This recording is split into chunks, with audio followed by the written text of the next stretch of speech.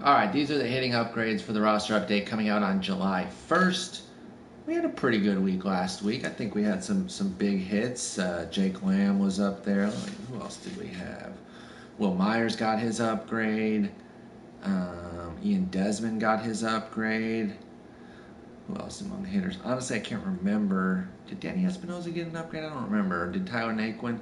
Tyler Naquin keeps hitting, though, so that guy's probably going to get his upgrade. I think Justin Turner still deserves one, at least with the power. He's continued to hit even in the week since we did those upgrades. But we've got 12 new guys today and a revisiting of the case for Jose Altuve to be a 99 because it's strengthening. The case is just strengthening. We're actually going to start with the best player in the game, at least by rating, speaking of 99s, and talk about Mike Trout a little bit because, as with Kershaw, a projection that we had last week that did come through, they'll upgrade 99s when they deserve to get better. Why not? So we do have one for Mike Trout.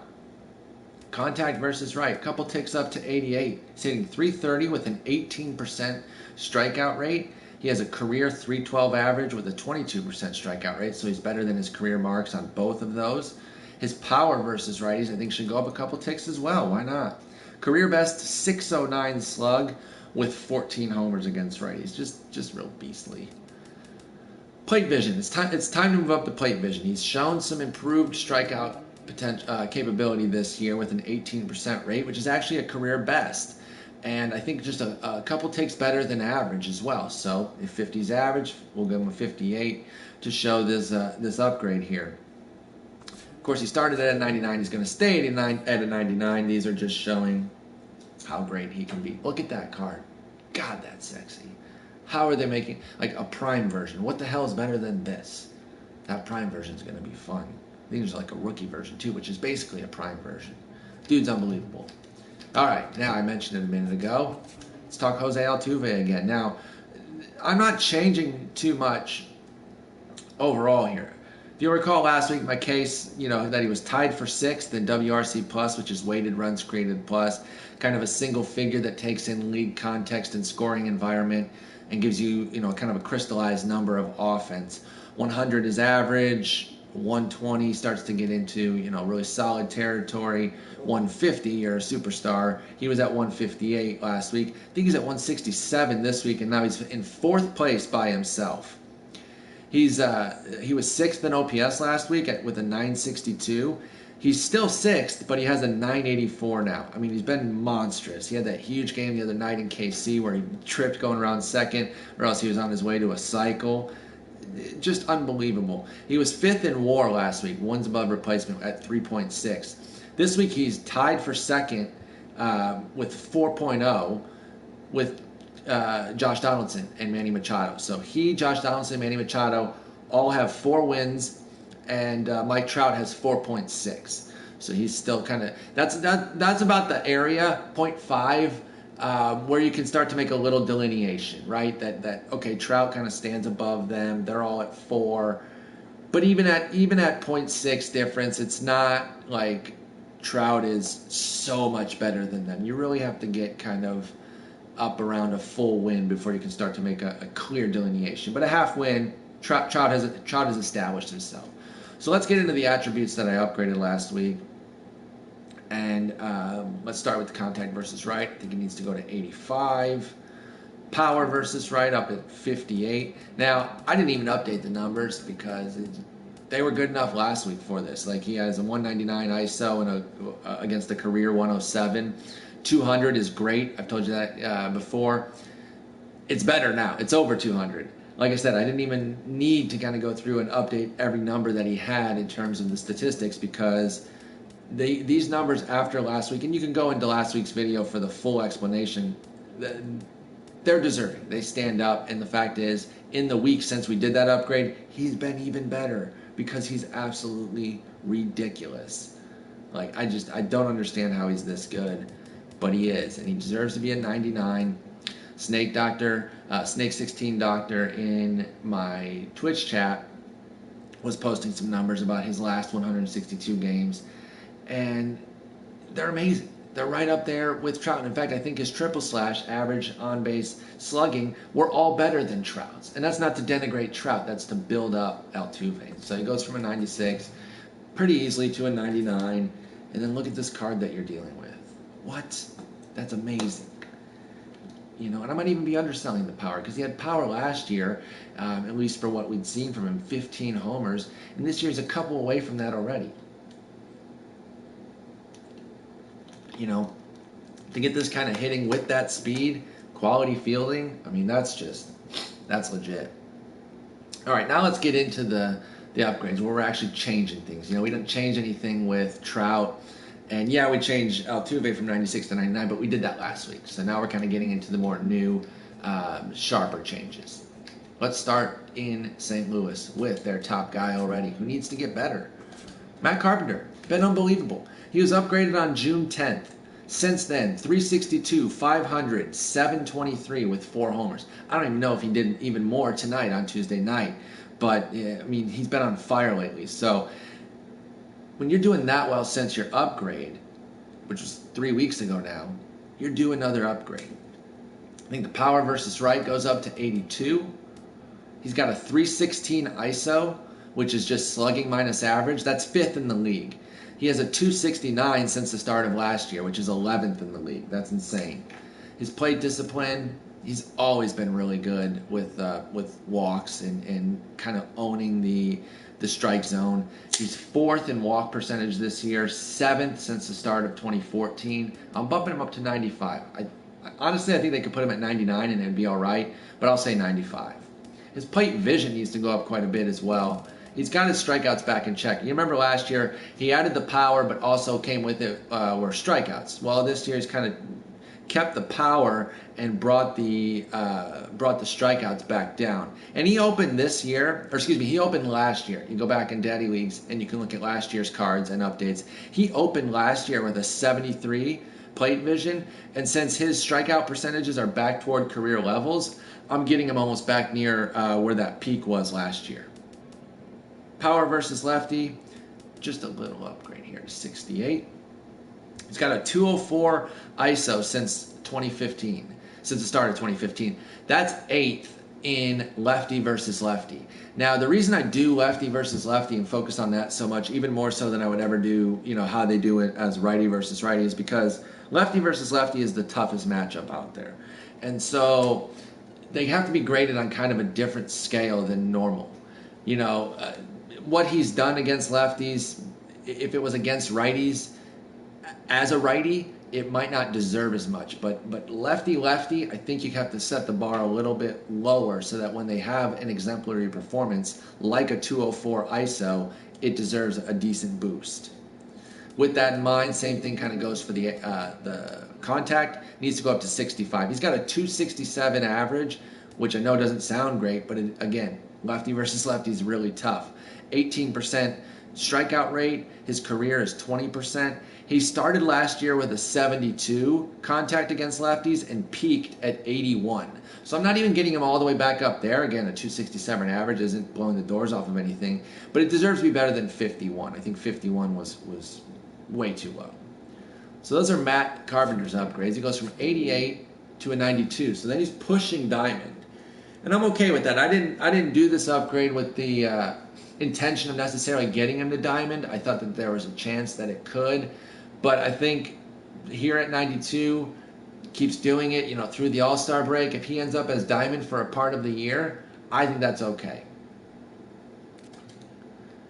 All right, next up is a guy who is, wow, what a weekend, huh?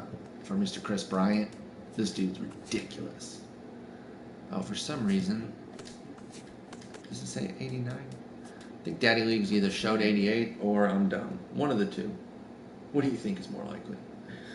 Because I had 88 on my notepad there. But he was last upgraded on June 10th as well. He's only hitting 255 since then, but a 386 on base and a 747 slugging with 7 home runs. That's ridiculous. Now, before the 3-homer game, he still had a 180, 338, 500 line with 4 homers. So again, the average, terrible, 180.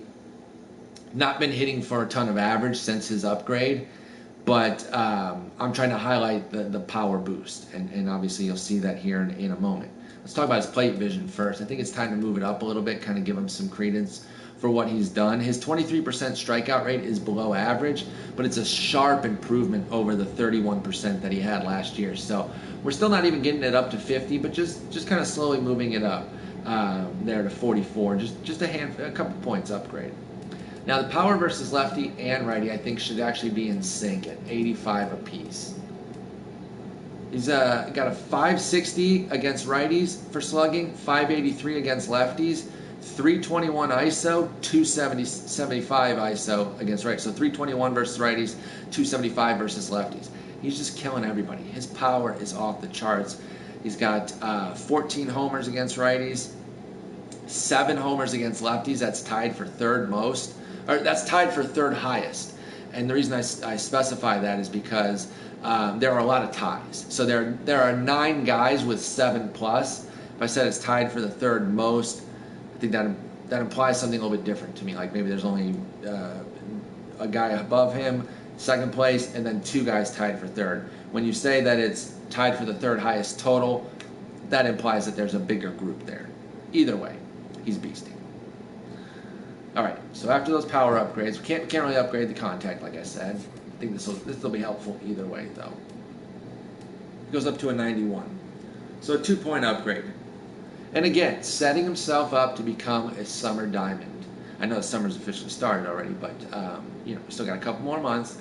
And I could easily envision around the All-Star break or trade deadline 2 weeks later that Kris Bryant is a diamond. Just the way he's been playing has been unbelievable. Another guy who I'm upgrading as a gold, who could soon be a diamond, is the amazing Francisco Lindor. He's unbelievable, and he should be referred to as the amazing Francisco Lindor from now on. That should be like his heading. He was upgraded on June 3rd. Since then, all he's done, listen to these weak-ass numbers, 351, 411, 662. And for those of you that don't know, triple slash, that's a batting average, on-base percentage, slugging, and I refer to those a lot. So again, 351, 411, 662 with 6 homers, 15 runs and RBIs. I understand that the runs and RBIs don't really matter for what we do here. You don't really factor those into attributes. I just wanted to bring them up because they're so good. He's got 9 multi-hit games. I think 5 of those are 3-hit games. It's utterly ridiculous. Another guy who I think needs to get a right versus left in sync. It was for Bryant, it was power. For Lindor, it's contact. I think both of these need to bump up to 85 together. He's just one of the best contact hitters in the game. There's really no way around it. And I think his plate vision needs to go up as well to 78. So he has a top 25 strikeout rate. He's been over 300 against both. He has the same strikeout rate versus both sides. I don't know what we're not seeing here to get him above 80 again in contact for both righties and lefties. And again, I think the plate vision really needs to be up because this guy makes amazing contact and doesn't really strike out that much. And certainly when he does, it's not, everyone's going to strike out some. This is not a guy who is being beat at the plate very often. I think not all strikeouts are created equally. You got some guys, power guys, taking deep counts, getting into situations like a Chris Davis where a good handful of his strikeouts are just going to come from the fact that he gets into deep counts. Other guys, some guys like Altuve here, or excuse me, not Altuve, Lindor, and I guess even Altuve, who has the best strikeout rate in the league. Those are the kind of guys who will get into strikeouts because they'll battle off a bunch of pitches, getting these counts that are running 8 to 10 pitches deep because they fouled a whole bunch off, so they're in 2-strike counts. And then, they think they're taking ball 4, they'll get frozen or something. It's just less of the swing and miss variety with them and more of those deep counts or those deep at-bats that they couldn't necessarily get out of, winding up as strikeouts. So I just don't see it as problematic at all. I could even see the plate vision higher for him. Here's the thing. Kipnis and Polanco both have an 84 contact, or excuse me, was it contact? I think it is contact, yeah. And Betts has an 85 against righties. And I don't see how they're better than Francisco Lindor, particularly Kipnis and Polanco. Betts was more to kind of compare Lindor to because I think that they're kind of equals in the contact field, whereas Kipnis and Polanco I pointed out because he's better than them. His power versus righties needs to go up as well. I think it's time to go up to 60. Sharp jump. He's got a 178 ISO and 7 home runs. That's not eye-popping, but neither is a 60 power. We're talking about sweet swinging, power last sort of shortstop. So get him up there to 60. Nothing for power versus left, but that power versus righties, if you're talking 85, 60 as his right-handed numbers, those are strong. All right, let's see where that takes him from 87 up to 90. Boom. And so it doesn't change his tier, but now you're talking about a 90. We are in shouting distance at this point from diamond at that point. And what that does is I would say that the improvement then the rest of the year, if I'm being honest, I could see him, he probably deserves a fielding upgrade too. He's such an amazing field. Now I haven't investigated to see what the fielding rating is of the top shortstops. I guess we can go to the best really fast and just see what he's at. Okay, he's at 92. So we cannot go above 92. I do not think he's better than Andrelton Simmons. Who else has a great defensive shortstop? Why am I failing to think of these off the top of my head? He's in at 85. He's really good.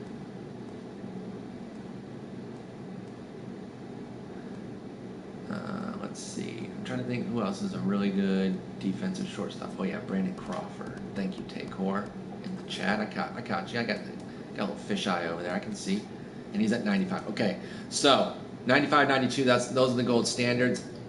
I could see him being pushed up to, man, at least then like an 88. We'll go small there. We'll just say an 88. Man, and you know what? In my heart, I think it really should be 90 and 85 here. What were their reactions? I should probably look at their reaction. And that moves them up to 91. Let me go back to Crawford really fast here. Sorry, it's a little unorthodox, but reactions 84 for him. And let's find Andrelton again. I'm not very good with that little meter thing. And his is 87. What did we say Lindor's was? 85. Okay. So I bumped it up to 85. I feel good about that. 90 fielding, amazing contact, passable power. At this point, if he got these upgrades, I would probably use him as my shortstop. Although I do rake with Correa. I know some of the shine is worn off Correa for some of you guys because I think we were really hoping that he was going to be an early diamond, and because he hasn't. I think that some people are kind of bummed out by that. I get it, but he's still awesome. And I can still easily see a way where he gets upgraded as well at some point. Not yet, but at some point. Also, these stealing numbers are way low. He's 24 for 29 as a major leaguer. I don't know why there's... I'm going to upgrade those too. That wasn't on the sheet because I hadn't looked at it, but what the hell? 29? What are we doing? What are we doing on that? Like, that really needs to be up to like a 60. At least. Probably at 65. What is 29? 24, 29? I can't do division in my head because I'm not a smart person. 83%.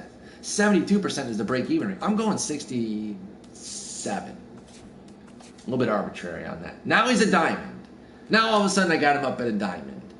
I don't know if they're going to do that, right? I don't know if they're going to go 87 to diamond right away. It might be more incremental. But you look on here and you tell me what doesn't belong. Right? Maybe they don't want to push him up to diamond right away, and so they're a little bit more cautious on the fielding. Oh, that didn't do it. That didn't do it. I don't know. Maybe they massage it a little bit just to say, okay, we want to respect him and give him his upgrade, but we can't quite get him up to diamond. I don't know. Even moving some of those off still gets him there.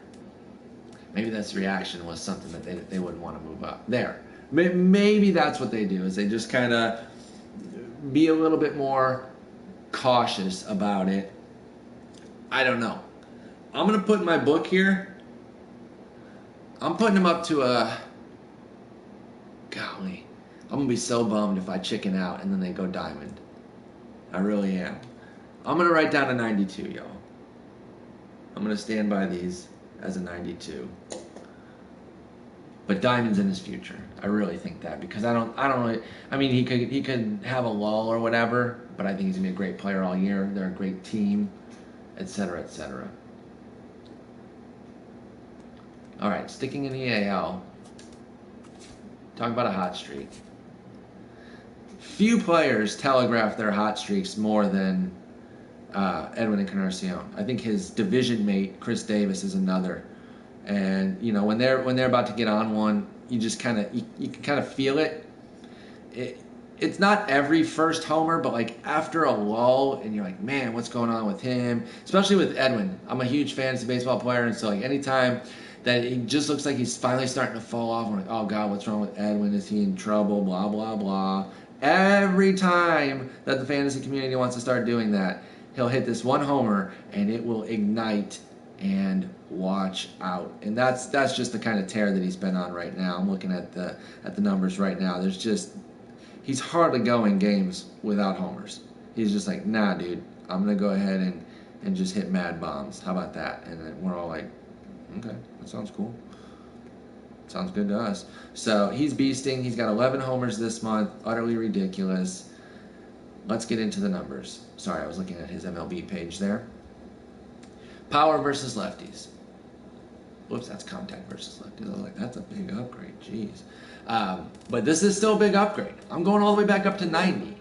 Probably shouldn't have been down to 75. It peaked at 92 last year.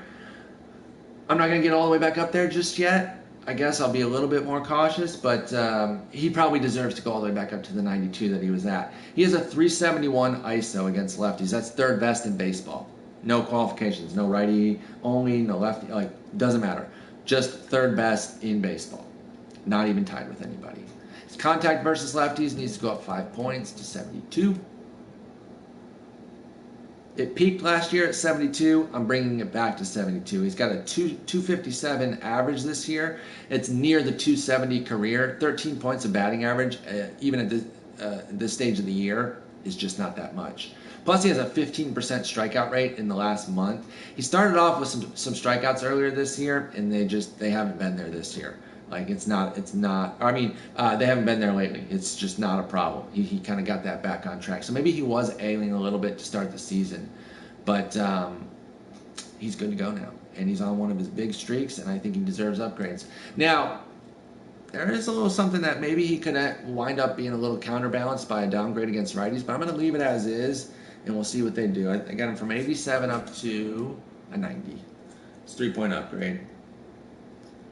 So they might not be, I don't know, because he hasn't been as beastly against righties, and I don't know that 96 needs to stay. It might just, he might just need to go same for both, 72-90 for both, maybe. And then you're talking about a 2-point upgrade at that point. I'm going to stick with the 90 because I didn't do the studies for a 6-point downgrade there, but when I looked at the right numbers, it was clear that there was no upgrade necessary. I don't know if there's a downgrade necessary. All right, staying in this same division, going to this team here. Who do you guys want to see from this team? Don't care. I already have a guy in mind. Adam Jones. This is a big one. A lot of folks been in on this one, and rightfully so, right? Because it's pretty obvious. He's really staking his claim to an upgrade the way he's been playing lately.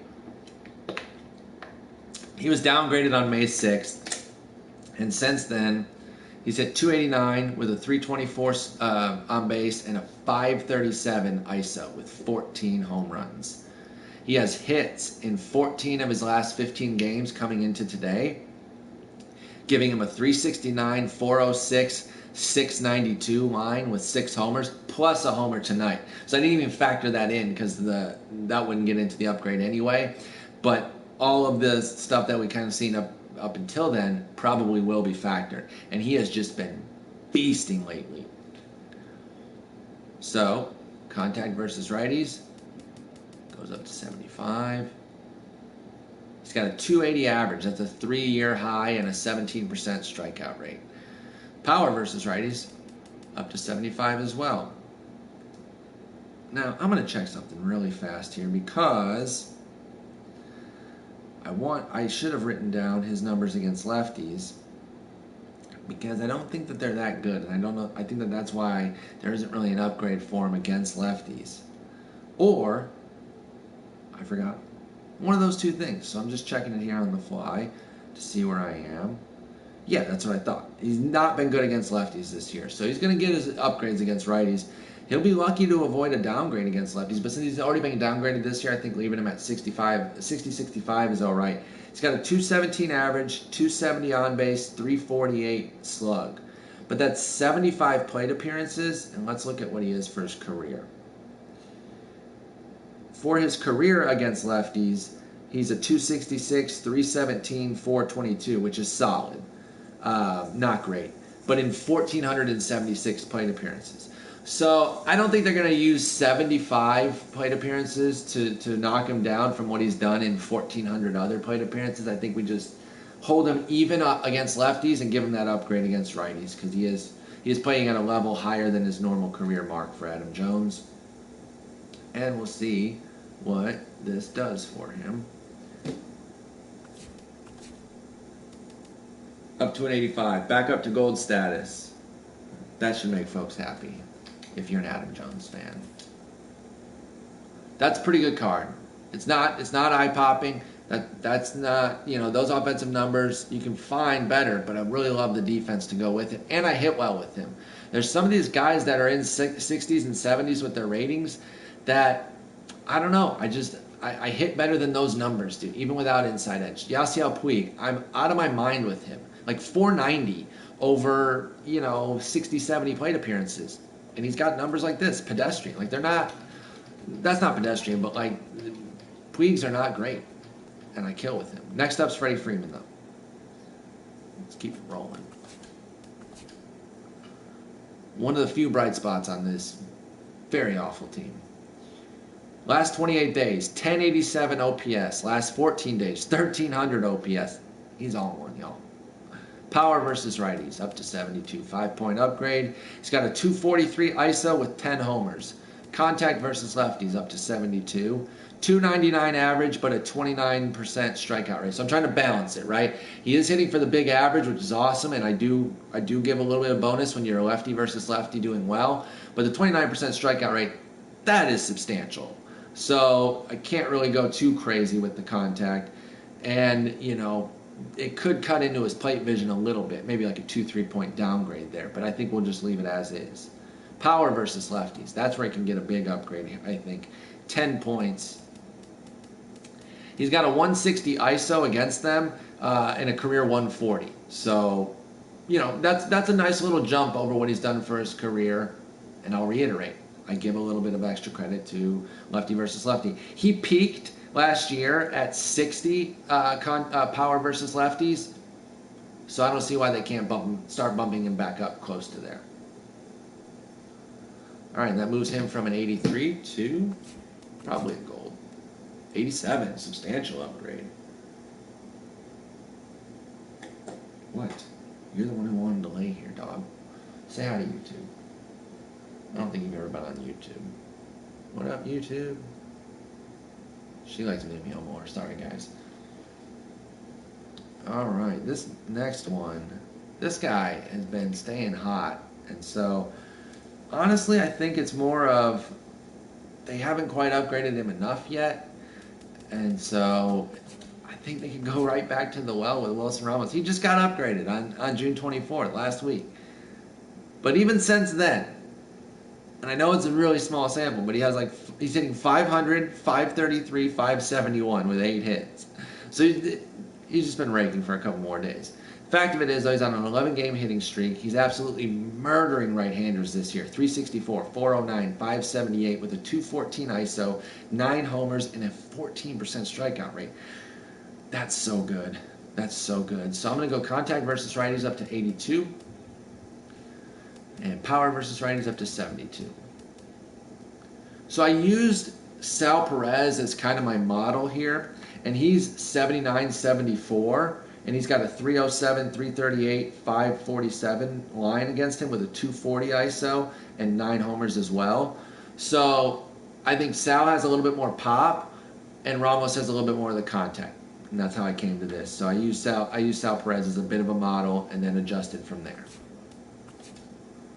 And is that fine? Oh, it still doesn't get him there, guys. Sorry, I know everybody's waiting for him to go to to go gold, but I just don't know. You know, it's tough to look at defensive catcher numbers because, like, I don't know what kind of determines the reaction, right? I always thought he was a pretty decent catcher, to be honest. Not elite ever by any stretch of the imagination, but always capable of, like, okay, you can be a full-time everyday catcher, which, you know, it's a pretty decent level. So I'm looking this year, and, like, I think he might deserve a defensive upgrade too, because he's catching 30, or he's caught stealing 35% of the runners that have gone on him. 31 is the league average. Last year he was at 44, and league average is 28%. The year before that, which they still count a little bit, is 38% against a 28% average. So he's always been well above average. This year is not as much, but I think they're too low to begin with. So I'm actually going to do some upgrades here. I'm going to say that the arm strength goes to 75. The arm accuracy should at least be 65. I don't go 69. And I don't know what reaction is. How many passed balls does he have? He does have 4, and he had 3 all of last year. So maybe his reaction does suck, and his blocking does suck. So we'll leave that, but we'll move up the arm strength and the arm accuracy. Does that do it? There you go. There's your gold. There's your gold with a little bit of a defensive upgrade.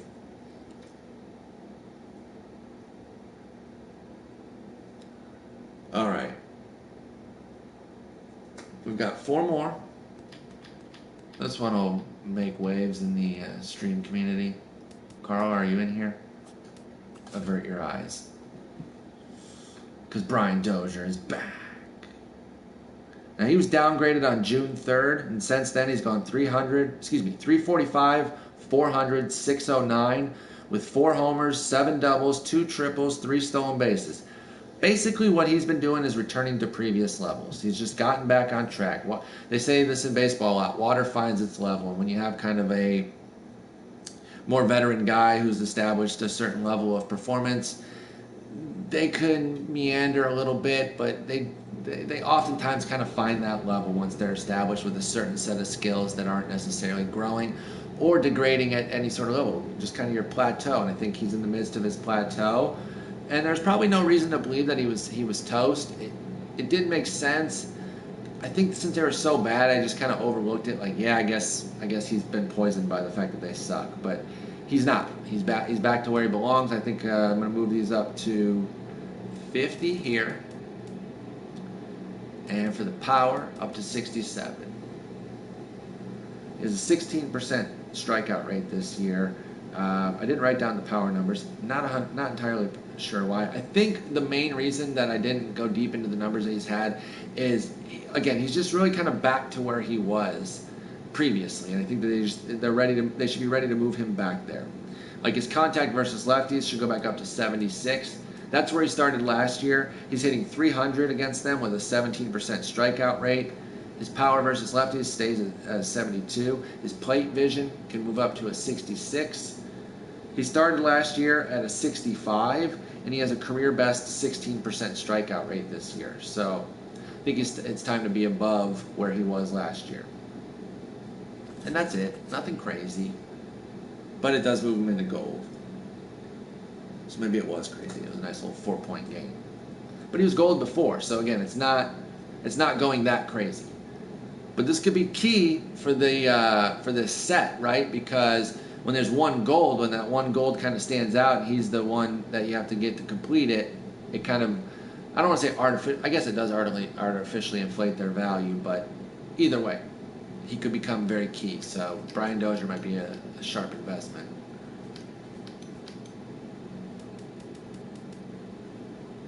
Justin Bour's up next. And, you know, he's like a full-on platoon guy. I'm actually going to start with the downside. This could be one of those ones that I call an upgrade because I'm upgrading some things, but he also deserves a downgrade.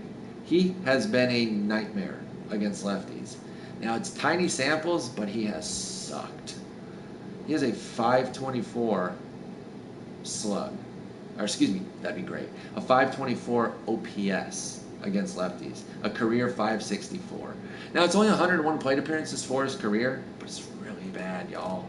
So I'm moving it down to 47, 47. Not good, but that's what he deserves. It really is. One thing that actually works, though, is he often gets inside edge, so it'll mitigate that. They bump these up by 13 points a day. All of a sudden, you're at 60-60. You can almost use that against lefties. It's a small sample, but he absolutely sucks against them. His power versus righties needs to go up still, 85. He has a 285 ISO, that's 11th. He has 14 homers, a number that you've been hearing regularly. We have a lot of guys on this list who have 14 homers against righties this year. It's kind of weird. I put contact versus lefties, but I think it means righties, and it goes up to 75. 274 average, 18% strikeout rate, 305 and 15% lately, meaning the last month. He's on fire right now. I think he deserves an upgrade. He becomes a budget platoon player because he is so crappy against lefties. Let's see if that still gives him an upgrade. Ooh, I think it did not. Nope. Actually a downgrade. I think it's deserved though, y'all. He sucks against lefties. Maybe they don't move him down quite as much as I did because he doesn't play a lot against them. That's probably his best chance. But don't get caught up in the overalls, right? I understand that some of this is about who to invest in and make profits off of, and that's why you care about the overalls. But in terms of using players in our lineups, don't get too hung up on the overalls because look at how good those righties numbers are. 75, 85. You throw an inside edge on that, it's prime. Don't worry about it. Hate to do it to you, Justin. Justin Bour is awesome. I really like him. But got to be honest, right? And just fudge it for fun. Or else I'd make Verlander a diamond, even after his last start. Going back to Baltimore here, one of my favorite young players. Out of his mind right now. Jonathan Schoop, the 24-year-old second baseman, is having a hell of a month lately. Contact versus righties, time to go up to 66 on this. 298 average, 18% strikeout rate. Really sharp numbers. That 298 average is really good. Power versus righties, boom, we're popping it up to 78 there. It just wasn't high enough in the first place.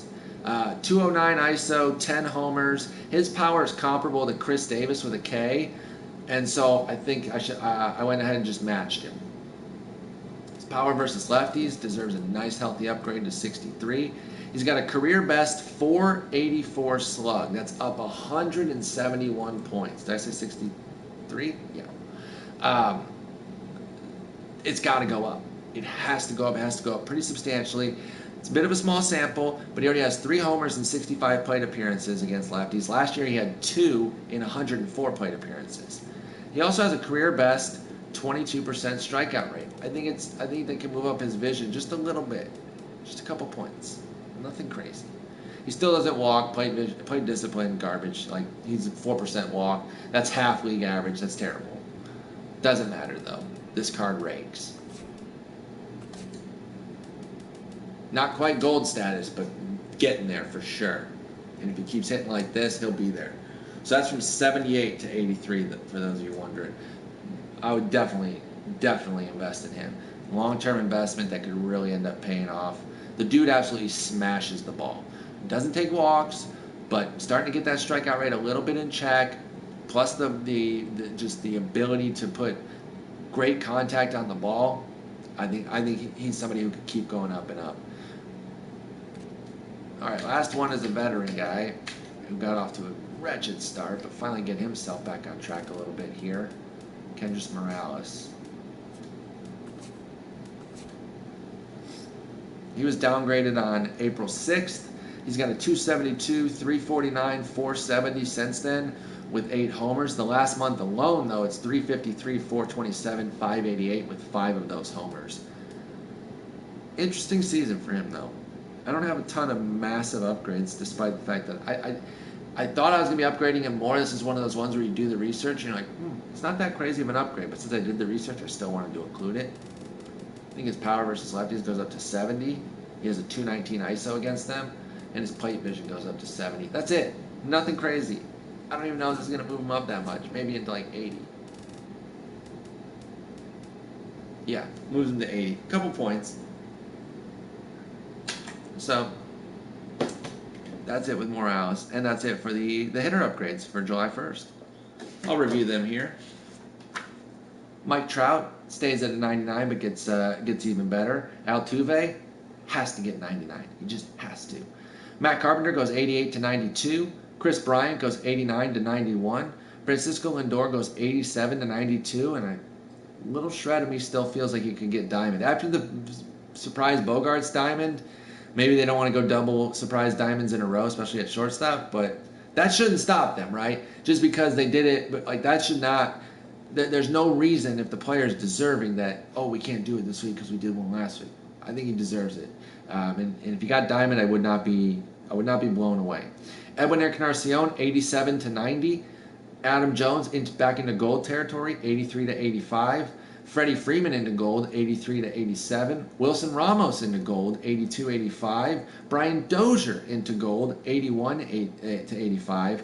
Justin Bour actually a downgrade. Despite getting upgraded against righties, he gets so severely downgraded against lefties that he actually loses 3 points from 80 to 77.